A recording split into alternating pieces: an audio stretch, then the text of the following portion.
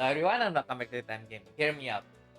1 million US dollars. Now, Battlesphere Saga has been set as a competitive card game with prize money as its main offering. So you may think, isn't it time to quit your day job and become a pro Battlesphere Saga player? First of all, don't. Secondly, you might wonder how Bandai handles tournament with prize money exactly. So as usual, we will take a parallel case study from its cousin, Battle Spirits. Because they had the BS League where players sponsored by major Japanese stores compete for prize money. And where else can we best learn about them if not from the source? Now the leader of Team Cardbox, the winner of the BS League, conveniently happens to be my drinking buddy. I thought why not as usual, instead of drinking, we spend a day with him and we learn about the pro scene in Japan as well as how Japanese pro players enjoy the game. A little disclaimer that he is in no capacity part of Bandai and opinions are his own. そしてもちろんインタビューは、日本語を使いますので、もし字幕までつけてない場合は、ぜひ、字幕をつけてください。But without further ado, here is me spending a day with a Japanese Battle Spirits pro player. グレンさんこんばんは。今日時間をいただいてありがとうございました。はい、いえいえ、こちらこそよろしくお願いします。視聴者の皆さんにバトスピエクストリームリーグや新番組のバトスピリーグを、まだ見れないかもしれないから、ちょっと少しだけ、グレンさんの自己紹介をいただいてもいいですか？日本でですね、うんバトスピリーグという、公式のプロリーグに、チームカードボックスとして、出場させていただいております、グレンと申します。はい一応優勝したチームのリーダーです。よろしくお願いします。バトスピには、グレンさんのいつから始まるんですか13歳の時、今から14年前ですね。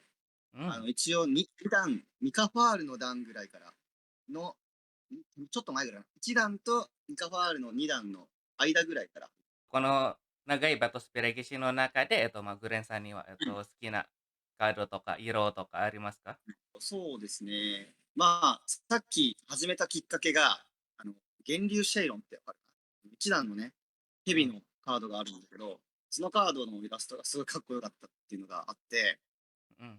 まあ、まずシェイロンとか、あと、マグナマイザーとか、ガルメジャードとか、なんか、紫のなんか強いカードっていうか、紫のかっこいいカードが好きです。紫と紫の、まあ、そういうかっこいいカードが好きですね。今までグレンさんには一番好きなデッキは何ですか？まあ、いろいろあるんだけど、紫の速攻デッキかな、うん。マグナマイザーを使ったデッキとか、あとは、ラッショーとかね、ああいう紫のちっちゃいやつでアグレッシブにアタックしていくデッキがすごい好き。環境や、バトスピの大好きな辺はありますか？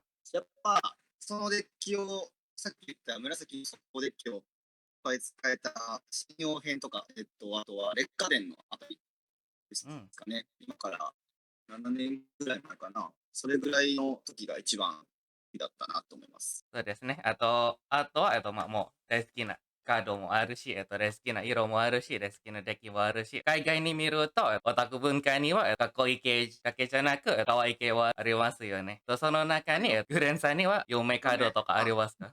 嫁カードね。あ、それで言ったら、うん。あれだな、クラーラがすごい可愛いと思います。クララのどこが好きですか？なんか、あの、プリヘイリアの妹なんだけど、ビーナたちをこう、なんかプリヘイリアになんか、ちゃんと紹介できる、なんかそういうお姉ちゃんに紹介できる、こう、なんか結構ちゃんとね、できた妹やな、みたいなああ感じ。うん、すごいいい妹だなっていうところに惹かれたのと、あと効果が強いよね。ー、変ですああいうね。ちょっと可愛い、電場な感じが可愛い。自己紹介に関して、最後の質問したいことは、大好きなコラボとかありますか？僕は仮面ライダーを見てたので、うん。特にファイズすごい好うん。きで、だからファイズブラスターっていうカードがちょっと前かな。グランツのデッキで使われてると思うんで、だからまあコラボで一番好きなファイズ。仮面ライダーです。特にその中でもファイズですね。ああ、わかりました。皆さんはもうグレンさんとご存知になりますので、少しのシリアスの話に行きましょうか。次は、ちょっと業界の話ですね。グレンさんは今、バトスピプロをやってますけど、それは具体的には、どんな活動をやりますか？一番プロとして前提なのはさっきも言ったんですけど、バトスピリーグに出演するっていうのうん。が一番大きいし、その他にも、まあこれは強制されていることではないんだけど、例えば大会に出たら、大きい大会に出たらユニフォームを着ていくとか、少しでもスポンサーのためになるようなことを、まあ個人的にはできたらいいなと心がけています。であと個人的に、僕としての仕事は、まあ、百鬼夜行ツアーっていう大会を開いてるんで、まあ、そういった活動が主になります。プロ活動するのはお金とかかります仕事になりますよね。それはどういう支払い方でお金をもらえますか？記事を書いてくださいという依頼とか、あとは各種メディアへの出演とか、そういうのが、まあ、いっぱいバンバンあるわけではないですが、まあ、ちょこちょこあったりとかうん。っていうのが主に。あとは、お金の面で言うと、バトスピリーグだったら賞金とかね、そういったのが主です。そんなにプロ活動、まあそんなに正直お金もらってないです。ああ、わあわあわあ、それ。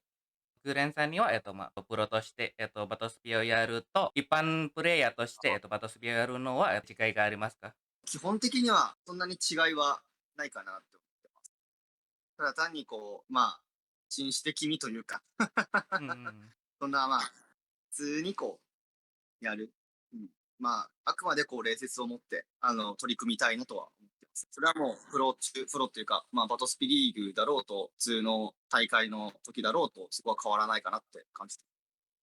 日本でなら、プロを目指したいなら、何がやればいい？とにかく、名を上げるというか、やっぱ今って、よく知られている人イコール、強い人はやっぱすぐ知られると思うんだよね。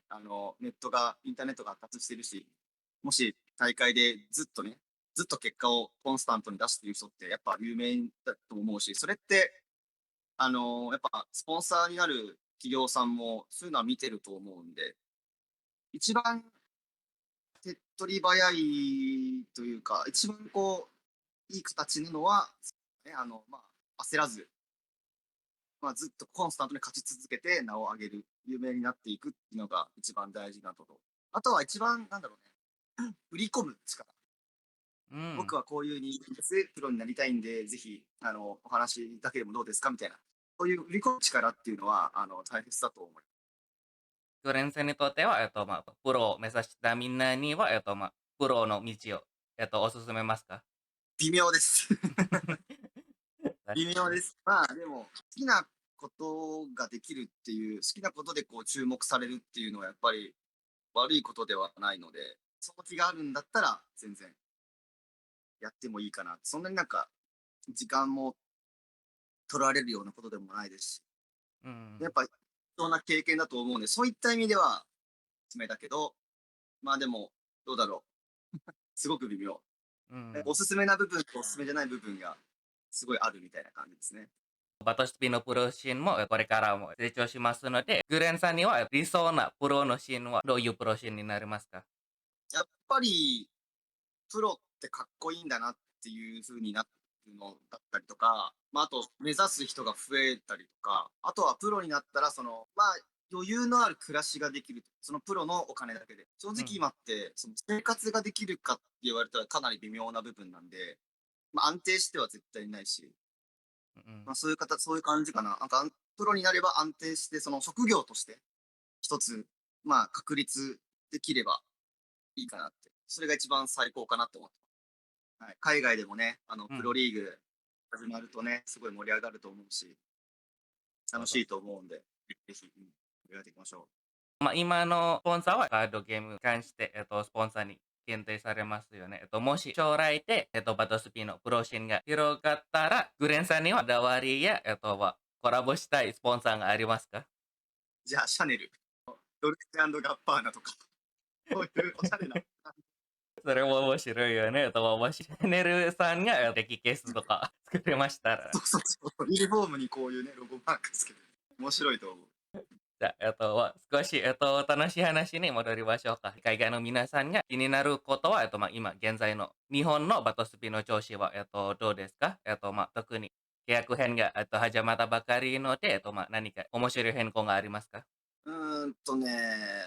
まあ、すごく、環境っていうのかな。うん。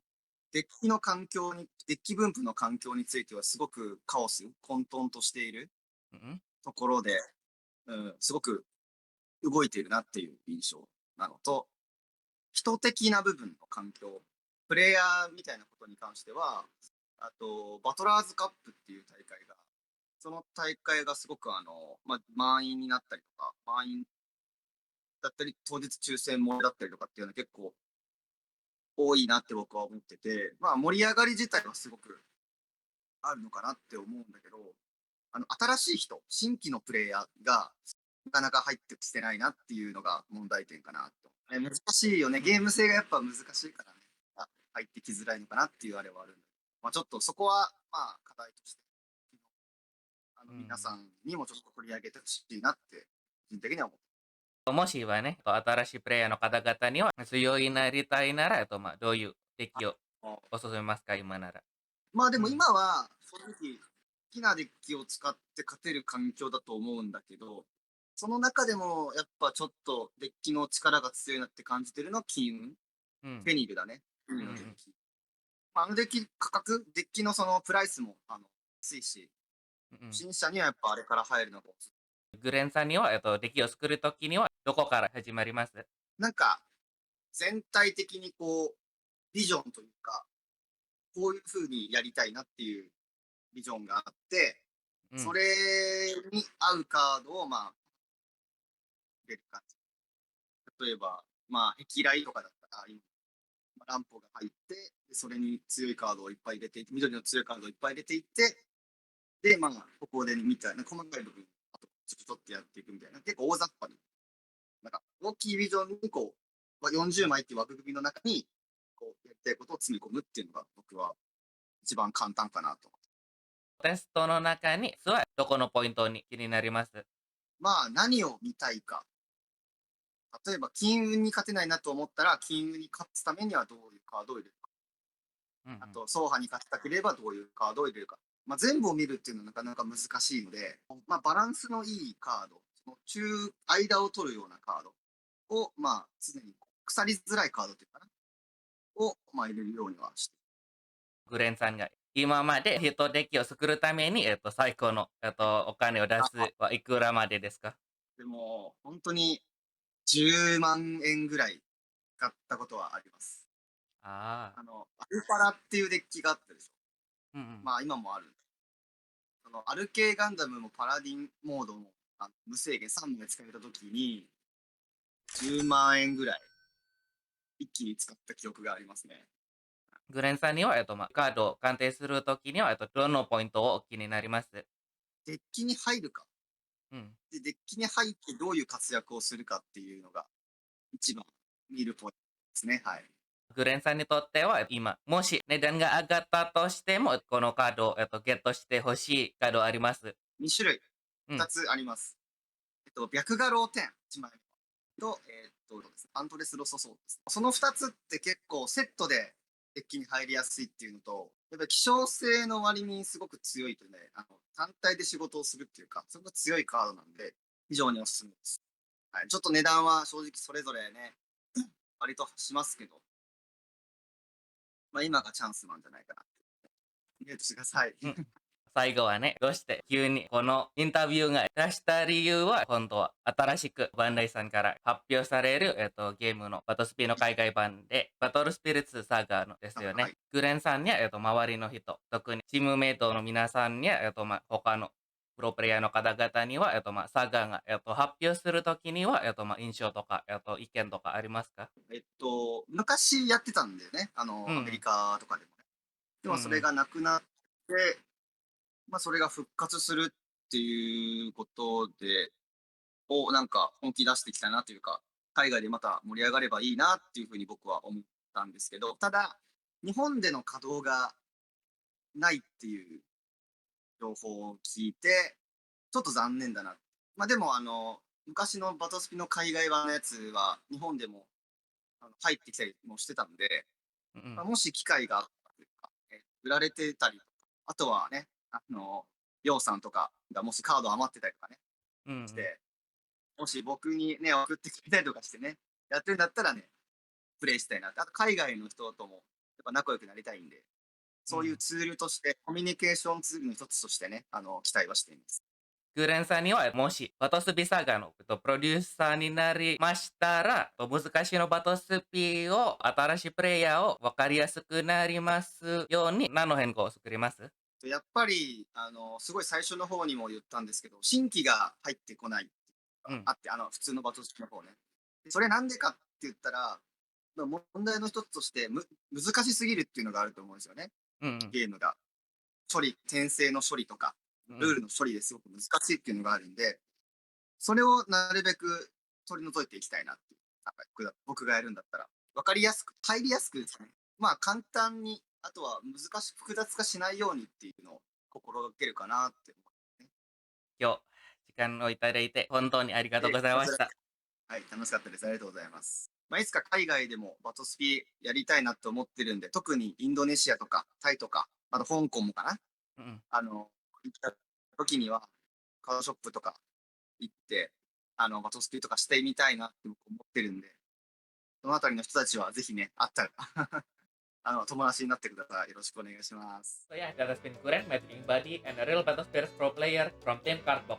Hopefully it gives you an insight on how it is to be a pro Battlespheres player in Japan. We did add some questions that you guys have suggested, but do you have any burning questions that you have left unanswered? Or do you want to hear from other people in the industry? Do let us know in the comments below. That has been I Spent a Day with a Japanese Battlespheres pro player, with me, Theodore Lu, your host, and I'll see you guys again next time. Bye bye!